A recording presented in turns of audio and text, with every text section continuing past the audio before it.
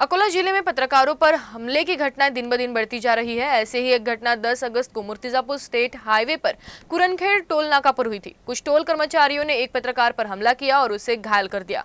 पत्रकार संघ ने इस घटना का विरोध करते हुए आरोपियों की तत्काल गिरफ्तारी की मांग की है।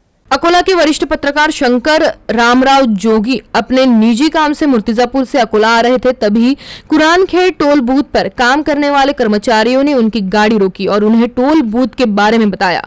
शंकर जोगी, जो कि एक पत्रकार थे, अपना आई कार्ड दिखाया और कहा कि 60 किलोमीटर के क्षेत्र में स्थानीय नागरिकों के लिए टोल माफ कर दिया गया है।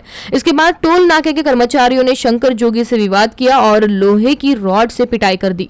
इस घटना को लेकर पत्रकार शंकर जोगी ने बोरगांव थाने में शिकायत दर्ज कराई है और पुलिस ने विभिन्न धाराओं के तहत मामला दर्ज कर लिया है। इस घटना के 6 दिन बाद भी एक भी आरोपी की गिरफ्तारी नहीं होने से पुलिस प्रशासन के खिलाफ आक्रोश व्यक्त किया जा रहा है।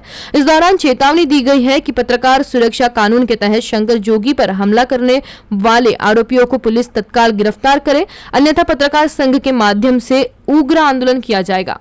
मुर्तिजापूर मी माझी चारचाकी गाडी घेत असताना कुरनखेड येथील नाक्यावर टॅक्सवाल्यांनी मला टॅक्सची मागणी केल्यानंतर मी त्यांना नितीन गडकरी यांच्या आदेश आहेत की 60 किलोमीटरच्या अंदर जर तुम्ही स्थानिक जिल्ह्यामध्ये असेल तर तुम्ही पास बनवून घ्या किंवा तुमचं आधार कार्ड दाखवून तुम्ही ती गाडी सोडू शकता। या अनुषंगाने मी त्याची मागणी केली।